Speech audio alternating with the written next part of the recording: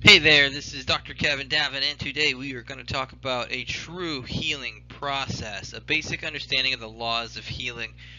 Really important talk because when people come in here, it's the first time they've ever actually went through a healing process. So it can be pretty amazing for people. It can also be a little scary for people. So it's really important that we go over this stuff today. Before we do, let's review the last lecture that you should have watched. If you haven't, it's called The Basic Laws of Vitality. Every single person that comes in our office has to watch this. I think it's that important. So let's review what we went over last time. Subluxation is the main cause or main obstruction to life energy of the body. It is when the top bone of the neck, called your atlas, moves out of position and it blocks the vital life energy from the brain getting into the body, and your body literally starts to decay as a result of that. Some of the effects: it obstructs life energy, which creates diseased tissue that's not in ease, which will lead to disease. Changes your structure. You start to look like this person as a result. Your brain starts to lose function. It leads to depression, migraines, anxiety, fogginess, and you reduce expression of your innate wisdom. It changes your frequency. So you become a different person, a different vibration than what you really should be, which is literally pure joy, love, and peace. The other thing we talked about was damaging the gut. Some of the things we do, you can review this on the other slide, but essentially what we end up doing is we end up creating a toxic blood because of all the stuff we eat and put inside of ourselves. And in our office, our protocol is to correct the subluxation. We do something called upper cervical care. It's a very specific form of chiropractic. We never twist, crack, pop the spine. We do not encourage that at all. It's very light, gentle, and less is more approach. Also, we talk about having a protocol that we clean the gut and blood pretty much by doing small amounts of fasting every week, as well as eating lots of fruit, which is going to clear us up over time and reducing the amount of poison we put in our body. And we're totally into massive amounts of education. This is the key to it all. We want to go back into our real self, which is, like I said, this kind of like when you were a kid. You feel pretty amazing. You feel wonder, you feel excitement about life, you feel like you could run forever, tremendous amounts of energy. That's how we are. That's what we can get back to. Education is the key, understanding how our body functions, understanding the laws of nature. And that's why we're doing this talk, understanding the laws of how to heal. So let's get into it. Healing takes courage, and we all have courage, even if we have to dig a little to find it. Okay? Why this talk? Many people have never had a healing response. Most people go to medical care for health care, and it doesn't elicit a healing response. It actually elicits a numbing effect. So it's kind of like painting over rust. We don't see the rust anymore. We think life is good, but it gets worse and worse. Also, as we're going to get into, a healing response can be a little scary. It's not just, wow, I feel great. When you're healing, sometimes a lot of symptoms come up. And we're going to go over those. So when you understand that and you get it and you understand you're supposed to go through these things, it makes you feel a little better. Finally, the older you are when you start healing, the healing process, the more intense it is. So, if we encourage, bring your kids in, and we'll have a workshop on kids and care, but most people get a subluxation when they're a kid, and they don't get care until they're 60, 70 years old. It's a lot of disease to go through that your body has to heal from, versus if you get your subluxation, let's say when you're 2 and you start care when you're 5, I mean, it's pretty quick how quick you get back to your optimal self again. So to begin, I kind of want to go through the basic understanding of a healing process of what we're talking about. So if this is your optimal life path, which is 100% vitality, right? You should always be there. This is the person who is, think of someone like a saint, right? Performing miracles, having lots of energy, vitality, just this glow. You may have seen people like, I think of Jack LaLanne all the time, the guy who they named the Jumping Jack after. I mean, just so vital, energetic, loving, peaceful. That's who we are. That's what we should always be. But what happens when we're a kid is, boom, you get your first subluxation. And what ends up happening is you start to lose your vitality over time. And then what happens is you get your symptoms maybe 10, 15, 20 years later. So at this lightning bolt might represent migraine headaches. And you think they just came out of nowhere, but no, it was a building process that happened, a growing of disease. And what ends up happening is most people turn to medical care. That's what they do. They take their pills. Now the medicine, here's the important point. It does not make you better. That's why there's so many side effects. Medicine might make you feel better. It doesn't make you heal better, though. It actually does the opposite effect. You're putting poison into your body, so it actually accelerates the rate at which your vitality is leaving your body. And then again, you start to get even more symptoms. As your body stops working, the function loses. You lose your function, in your body, you start to get more symptoms, and those are just fire alarms telling you, hey, something's going on. So now maybe your cholesterol starts to shoot up, and your blood pressure starts to shoot up, and you start to have bodily pain, okay? Boom. Most people run to the medical care again, and again, it accelerates the process, same process, and boom, we die at a very early age. We're supposed to live to be at least 120 years old, but we're dying 60s, 70s, 80s. In fact, this is the first generation of kids that have a lower life expectancy than their parents. Never happened ever in the history of human beings. It's happening right now, and this is one of the main reasons why we are so toxic now, and we are accelerating this process. What I mean by a healing process is this. We wake up one day and we realize, wow, I do not want to go through what everybody else is going through. I'm going to start to, whether it be remove my subluxation, I want to eat healthy organic foods, I want to start juicing, whatever it is. This is what a healing process looks like. It gets you back slowly and surely to your optimal life path. I hope you can also see if you start care here, or start to get well here versus here. Look at the difference of how much you have to go through versus here. This is why we encourage, hey, the younger you start, the better. If you were born into a family that you eat organic, healthy foods, lots of fruits and vegetables all the time, you're not going to have much healing to go through. If you are eating pizzas and partying all the time and a heavy drinker, and then you start care here, you got a lot more to go through. So what is healing? Okay? People don't realize this, but cells don't really heal. When you have damaged cells, your body doesn't really do a good job of healing the cell. It doesn't want to. It takes too much energy. What your body would do is actually grow new cells. This is why medications don't heal. There's no pill you can take to help you grow new cells. It happens within you automatically. So healing is growing new cells faster than the current cells are breaking down. This only happens when you have no subluxation and you're reducing the toxicity in your body. Right, you can have no subluxation, but if you keep, let's say, eating rat poison, you're not going to get healthy. You're going to get more and more sick.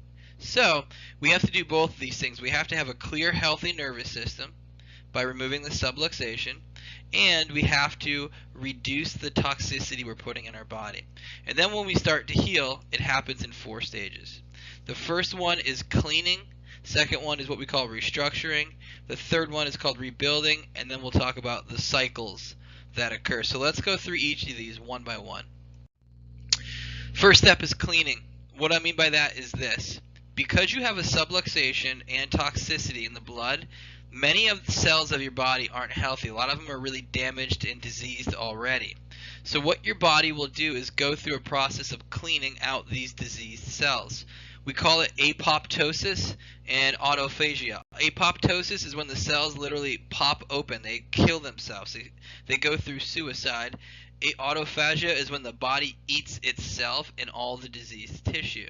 So I want you to think about this. If you have a subluxation and the nerves going, let's say, to your liver, we're firing at only 80%. That means 20% of your liver hasn't healed properly, and those cells actually need to clean out of there.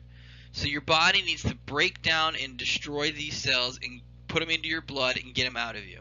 Now you have some ways to do this, but essentially what it feels like is this. You have a decreased energy because your body's going inward and doing a lot of healing. You'll go through inflammation and pain because these are the healing processes of the body. And then what your body will do is it'll push this stuff out. and it can push it out through your skin, so you might get some weird rashes or some weird bumps on your skin. You might get some bleeding. I've had people literally, they've had tumors in their lungs cough out blood. I've had people spot, some women spot, and they get all nervous, but it's just all these damaged, diseased cells coming out of you. It can come out of your lungs or your nose, so your body might get a lot of mucus and pus coming out of you. You might sneeze, cough a lot. Obviously, you probably get a lot of diarrhea, some frequent urination. Some people vomit, and then some people get a fever to break down these cells. So again, it looks very scary when you start to go through a healing process. Now, you don't go through all of these. You don't go through all of them at once. It's usually a couple days or a week of it, and then you get over it. But it's really important that we do not block these symptoms. Okay? A lot of people, when they go through this, they freak out. They go to the hospital and they take a pain med. They take something that numbs their brain, or they take a muscle relaxer. And what ends up happening is you actually stop the cleaning process. So those diseased cells stay inside of you. Step 2, restructuring. Remember, when you have a subluxation, the structure of your entire body gets out of whack. Now you can see this picture on the right. It's actually a video that I'm going to play for you, but you see how forward this neck is? This is very common when you've had a subluxation for a long time. You have a head tilt. You'll see it in this video I'm about to play. A lot of people have a scoliosis or a big turn. But when we remove the subluxation, what ends up happening is the spine and the whole entire structure of the body start to come back into alignment. So let me play this video so you can see what I'm talking about. So you see that movement, the head going back over the shoulders? That's a tremendous amount. Now these people have only been adjusted a handful of times, but they hold their adjustment. And when they're holding their adjustment, which we'll get into, this is what starts to happen. Their body starts to restructure. The brain can talk to all the muscles of the body again, and they start to pull the body back into position and pull the curves back into the spine the way they should be. I mean, this is pretty amazing stuff. Now here's the scoliosis. You can see how that low back is literally starting to straighten out. And then right there, another scoliosis. You see how all the disc spaces are starting to open back up again. So these are x-rays over the course of maybe about a year, maybe 2 years at most. And these are people, the healing that came back into their body, the structure that comes back into their body, with just being patient and allowing the body to do it. Okay? Now you got to imagine though, when the body is going from a out of structured position like this, or just like in this video we were just seeing, and those muscles are what's correcting everything. So what you're going to feel are muscles tension. You're going to feel muscles stretching. You're going to feel tingling, numbness, and what's called neuropathy or nerve pains, because as these bones are moving into their better positions again, they're going to rub up against nerves. You're going to have joint pain, back pain, or neck pain. Not a bad thing at all. It's just the body getting back into structure. You have to be patient with it and let the body get back to itself. Again, do not block these symptoms. One of the first patients I had, she had a little bit of mild low back pain, horrible migraines. We adjusted her. Migraines went away right away, but her back started to hurt worse and worse and worse. Turns out she had a mild scoliosis. After about 30 days of pain, she decided to go to her medical doctor. And her pain actually stopped right when she was waiting to see the doctor. But when she got in to see the doctor, they decided to take an x-ray of her back just to be safe. And when they x-rayed her, her scoliosis was completely gone. What she was feeling was literally her body pulling her back into position again. If you take a painkiller or a muscle relaxer in this process, your structure, you're just going to delay the process. You have to go through it. Your body wants to put everything back upright again. So go through it. Go through it the first time. Step 3 is rebuilding. So now we're at the place here where our structure is coming back into alignment. We're cleaning out all the diseased cells, and now our body is starting to rebuild new healthy cells. That's what this whole process is about. And this is done by either activating what are called stem cells or going through normal cell division, which is called mitosis. Not important in the details of that, but here's what you're going to feel like. This is when you start to feel a little better. Increased appetite, some increase in strength. You're going to feel your lungs breathe deeper. You're going to have an increased immune system, which, by the way, feels like a flu or a fever at first. When your immune system is low, you don't have an immune response, so you actually never get, you feel like you're never sick. When you start to get healthy and your immune system gets stronger, and all the research shows it gets about 200% stronger after your adjustment, when your immune system comes back, it starts to activate and attack things inside of your body. So you might feel like you're getting a flu. Do not do anything about those symptoms. Your food cravings are going to change. Your body's going to let you know what you should be eating to make you healthier. Your thoughts are your brain's going to heal just like the rest of your body. So your thought patterns are going to start to change. You're going to start to choose a lot more loving, higher vibrational thoughts as a result of that. And the changing of life patterns too. What I mean by that is your frequency is changing. So you're going to find it's very easy to start making healthier decisions in life. You're not going to keep making the damaging bad decisions anymore. Essentially, you become faster, stronger, and smarter at this step. Okay? And again, do not block these symptoms. Most of these you won't want to block. You're going to feel better. But when you're feeling like a flu or something like that, don't do anything about it. Let your body go through it. And then we're going to talk about cycles. And what I mean by that is you go through your cleaning, then you go through your restructuring, and then you go through your rebuilding. Then you're going to go through the stage of relaxation where everything kind of dies down, and then you repeat it. You're going to keep repeating this process until you get back until the your optimal life pattern again. Okay? Now here's the thing. It happens at first usually in a 3-month cycle. When I put people on a care plan, I usually put them on a 3-month care plan to start, and that gets them through their first cycle, and it gets the upper cervical spine stable. It doesn't get them totally healthy. That's not the whole purpose of it. It's to get them through their first cycle and get the upper cervical spine pretty solid in a really good foundation so they can hold their adjustments a very long time. Okay? So the first 3 months of care, typically people go through their first month of cleaning, then a month of restructuring, and then a month of rebuilding, and then they relax. Then all of a sudden, about months 4, 5, or 6, people will start to have a little bit more pain again. They'll go through this cycle again, but this time it'll be a little bit longer of a cycle. It'll last more like 6 months. And then it'll last a year. Then it'll last 2 years. And typically what happens is the relaxation phase usually lasts longer and longer between these things. So these cycles start to grow, get bigger as you get healthier, and that's kind of what you can expect in this. Also, with cycles, a good way to tell where you are in your total healing is something called retracing. I want to show you this. If I'm walking down a street, okay, and I walk by this red house, this blue house, and this green house. So, looks like this. I'm walking down the street and I walk past the red house, then the blue house, then the green house, and then I realize, whoa, I'm going the wrong way. I need to turn around. And then as I turn around, once I go back, I have to go back through it the exact opposite order. Now instead of going red, blue, green, I'm going to pass the green house, then the blue house, and then the red house. When it comes to our health, we call this retracing. So let me show you on our little graph. This is our optimal life path, and we get our subluxation early, and then we get a little disease process growing, get our symptoms. Let's say when I'm 25, I break my arm. But because I have a subluxation, it doesn't fully heal properly. I go about my life, boom, get my second symptom. I start to get migraines, let's say in my 40s, horrible, horrible migraines. Go down here, and then when I'm about 60 years old, I decide, hey, I want to start to get well. I get my first adjustment, climb up this life path. It's not going to be, wow, I feel great. We're going to go through our cleaning, our restructuring, our rebuilding, but also this is going to happen.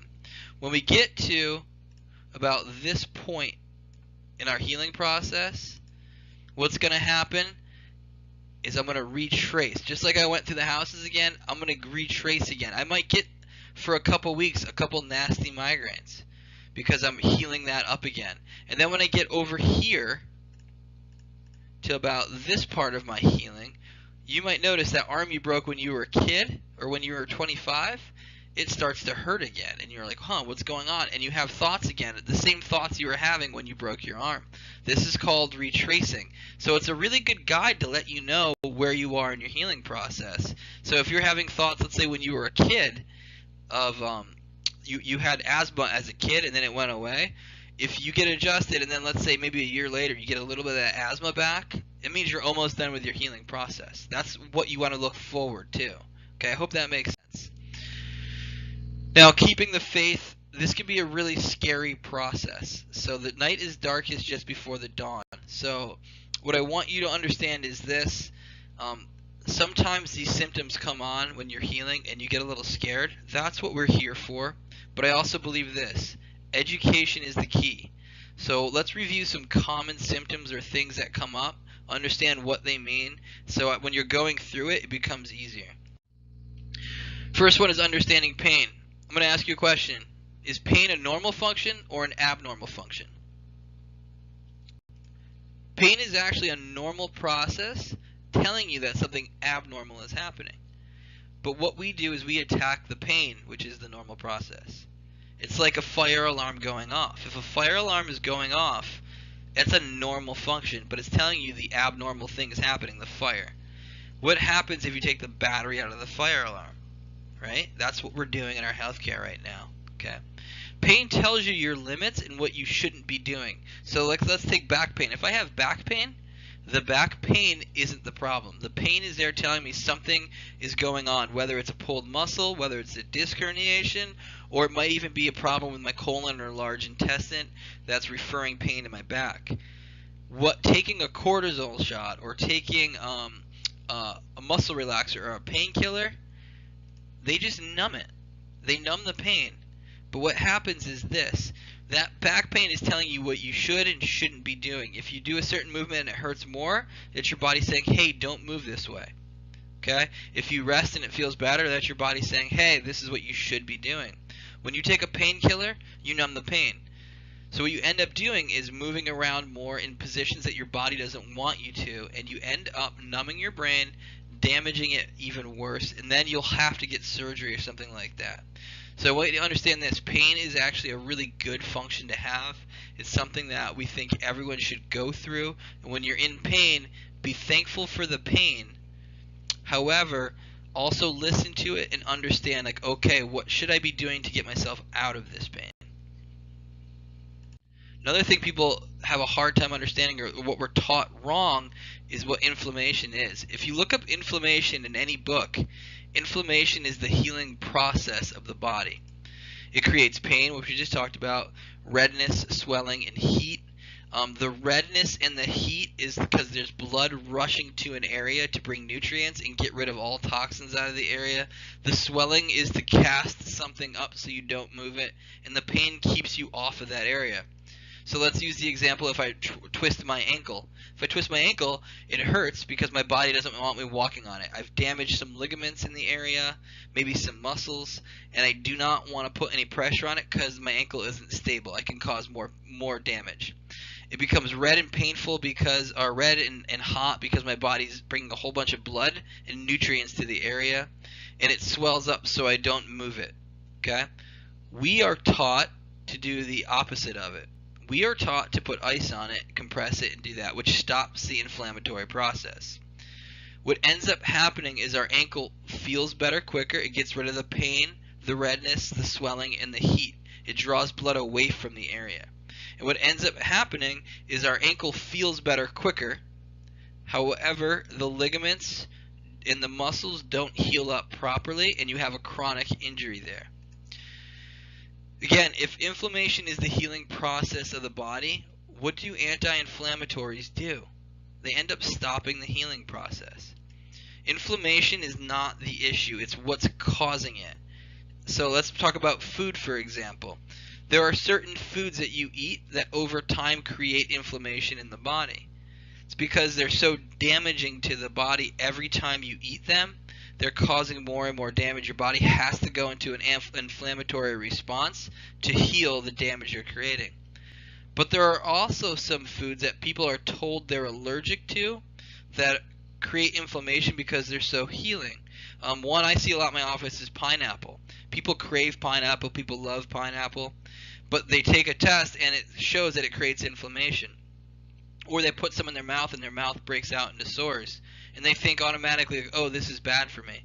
It's not. It's so healing for you that when you put it in your mouth, it starts to draw out all of the toxins and creates instant healing or instant inflammation. So how do you tell the difference? Really simple. If you crave it and it's a natural fruit or vegetable, don't fear it if it creates those symptoms. Take a little by little, have a little bit every day, and then all of a sudden the inflammation will go away. If it's something that you crave but it's not normal or not natural, like let's say pizza for example, you can eat that, it's going to create inflammation in the body. Or alcohol is a perfect example. A lot of people will drink and then their joints will hurt and they don't realize the connection between the two. That's how you tell the difference. Then number 3, muscle spasms or muscle tension. Muscles spasm for very specific reasons. Number 1, a muscle will spasm or tighten to pull a bone into an area, to a certain area. We do not want to relax that muscle if it's doing that. A muscle will spasm if it's injured to protect itself. Again, we don't want to relax it because of that. Muscle spasms to stabilize an injured area of the body. So let's say I roll my ankle and destroy the ligaments. The muscles in the area will tighten up to stabilize the area. Also, muscles will spasm to bring blood to an area. So when a muscle spasms or twitches, it actually pumps blood to an area that needs nutrients. In all 4 of these examples, we do not want to relax these muscles. By relaxing them, it ends up creating more damage to the body. So when you take a muscle relaxer, this is what you're doing. Now there is a 5th reason why a muscle will spasm. Abnormal neurological input, which is what a subluxation does. But again, the answer isn't taking a muscle relaxer. The answer is getting the subluxation adjusted by an upper cervical doctor. When you do that, it returns normal nerve function to the muscles and they'll behave appropriately. All muscles get their input from the nerve system. So if a muscle is acting abnormally, almost always it's because the nervous system is acting abnormally. I hope that makes sense. So again, even though a muscle spasm brings lots and lots of pain, it ends up being there for a very specific reason. So do not block the muscle spasm. And we just talked about what muscle relaxers do. So we're almost done. Let's go through what a healing process looks like in our office. Most people have their optimal life path. They get their subluxation. They start to go down this nasty road. They get their symptoms. They go through their medical care again. And then they're left here when they're about, let's say, 60 years old. And they decide, wow, I want to start getting care. I want to start getting well. So let's talk about understanding holding the adjustment. Let's say around 60 they decide, all right, it's time for me to get my first adjustment. They go up this healing process. They start to have cleaning. They start to have restructuring and rebuilding. And then let's say a few weeks into care, boom, they come out of adjustment, right? That top bone of that neck isn't stable yet. It's still pretty weak. The ligaments are kind of weak. So what ends up happening is you start to come down again. But again, because they're under care in the beginning, we're checking them maybe once a week, once every other week, depending on the person. So we'll be there to put the adjustment right back on. Okay? As a result of that, they hold their adjustments even longer and they continue to climb up this healing process. Boom, get subluxated again. We're there for them, we get them adjusted, and they climb up. This is what a healing process should look like when someone's compliant with care, they're doing well, they're eating healthy, and this is what it takes. Slowly and surely they climb up the path of health. Now let's review something different. How about when somebody's not compliant with care? They get their adjustment, they start to climb up the path, but instead of coming in and getting their adjustment, what ends up happening is they decide to skip a few weeks. And as a result, what ends up happening is this. They slide right back down to where they started again. They get their subluxation, we get them adjusted again, they start to climb up, and again they decide, they come out of adjustment again, but because they're skipping visits, they're not coming in every week or every other week, they decided to come in every few months, they slide back down, we get them an adjustment, and it's this whole battle of up and down, up and down. So what ends up happening is they don't get well. They might pause their disease process, but they don't get well. And they don't understand why. This is why. You're not continuing that pathward upwards the way you should be. Third thing let's review, eating healthy versus eating toxic. So let's say you get an adjustment, and you're eating just a little bit better. You start to clean up your diet a little bit. This will be your angle of improvement. But let's say you eat a really toxic diet still. You're eating lots of meats, you're drinking alcohol, everything like that. You'll get adjusted, but this will be your process. It'll take a lot longer to get healthy and get well. You're delaying the healing. Now let's say you decide to come in and you fully utilize our care. You go through detoxes, you decide to get healthy and well, you fast, boom, this will be your process. So what ends up happening is you can decide on how quickly you want to get well. You can go through it, like gangbusters and get well and go this route. You can kind of go slow and steady. I think slow and steady wins the race. I think you'll have the best results that way long term. But again, some people want to just keep imbibing in their crazy lifestyle and not make any changes to their life. And again, you're going to get well, but it's going to take a lot longer as a result of that. I hope that makes sense. Finally, how long does it take to get well? Think about it like growing a garden. When you put a seed into dirt, it's in total darkness, right? It's in the darkness for the first few months of its life, and then it pops out and starts to see life. It's still pretty fragile, but as it grows bigger and stronger, it becomes stronger and stronger. That's what the healing process is like. So when you first get into care, first few months, yeah, you're gonna feel different. You're gonna start to feel some huge changes in your life, but you're gonna be in that dark phase still. Then after the first 3 months, you start to pop out and see the light. You start to feel really good, but you're still fragile. But then after a couple years of just being on a healthy lifestyle, you get stronger. The motivation is there. You've built it up. But here's a really good formula for time to get well. The number of years of subluxation equals the number of months it takes to get well. So if you've been subluxated for 24 years, you can expect it to take 24 months to get fully well, or 2 years. Okay, I hope that makes sense. But here's a good reminder: the food you eat, how many detoxes and fasts you do, how much medication you take, all this stuff, how many appointments you make, how many you skip, all of this can speed up or slow down the healing process. Okay, so I want you to remember this: healing takes time. Judge your healing not on your symptoms, though. You're going to have symptoms in the beginning. Judge it on function. You'll be getting stronger. You'll be sleeping better. You'll be running faster. All of these things, breathing deeper. These are things that we want to judge our healthcare based by. As a reminder, your body was created to coincide with nature. Live according to the laws of nature, and you can expect health. Again, my name is Dr. Kevin Davin. I hope this made sense. Love you guys. Any questions, comments, concerns, give us a call, give us an email. And again, we offer free consultations and exams to all new people. So if you have any questions, comments, concerns, you want to come in, you want to meet us, please, we'd love to have you.